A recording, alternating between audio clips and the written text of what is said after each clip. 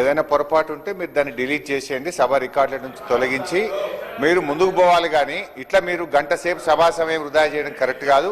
మా రిక్వెస్ట్ మీతోని సరే, ఇప్పుడు ఎందుకంటే రైతుల పద్దు ఈరోజు ఉంది, అగ్రికల్చర్ డిపార్ట్మెంట్ ముఖ్యంగా ఎస్సీ ఎస్టీ మైనార్టీ వెల్ఫేర్ అత్యంత ముఖ్యమైనటువంటి పద్దుల మీద ఈరోజు చర్చ జరగాల్సింది. సో మీరు ఎల్ఏ మినిస్టర్ గారు రిక్వెస్ట్ చేస్తే ప్రధాన ప్రతిపక్షంగా మేము కోఆపరేట్ చేయాలి, హౌస్ నడవాలనే ఉద్దేశంతో మా సభ్యులు మొదలు మాట్లాడాల్సి ఉన్నా కూడా విత్ గ్రేట్ రెస్పెక్ట్ మేము మీకు అవకాశం ఇచ్చాం.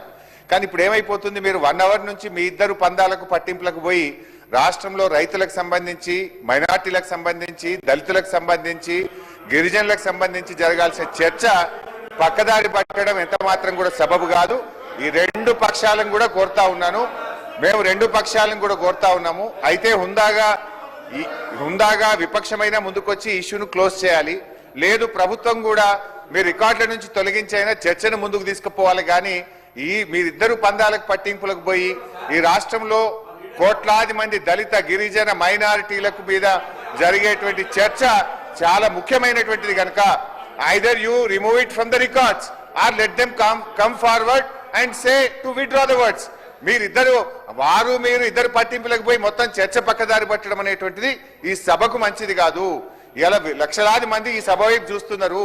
మా ముస్లింలకు ఏం జరుగుతుంది, మా దళితులకు ఏం జరుగుతుంది, మా గిరిజనులకు ఏం జరుగుతుంది, మా రైతులకి బడ్జెట్ లో ఏం పెట్టారని చెప్పి చూస్తా ఉన్నారు. ప్రధాన ప్రతిపక్షంగా రైతుల పక్షాన, దళిత గిరిజన మైనార్టీల పక్షాన మాట్లాడాల్సిన బాధ్యత మాకుంది.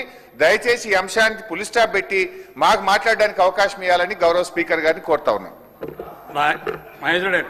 రాకేష్ రెడ్డి గారు మాట్లాడిన తర్వాత మీకు అవకాశం ఇస్తాను నేను. మీరు మాట్లాడండి. రాకేష్ రెడ్డి గారు సభ్యుడు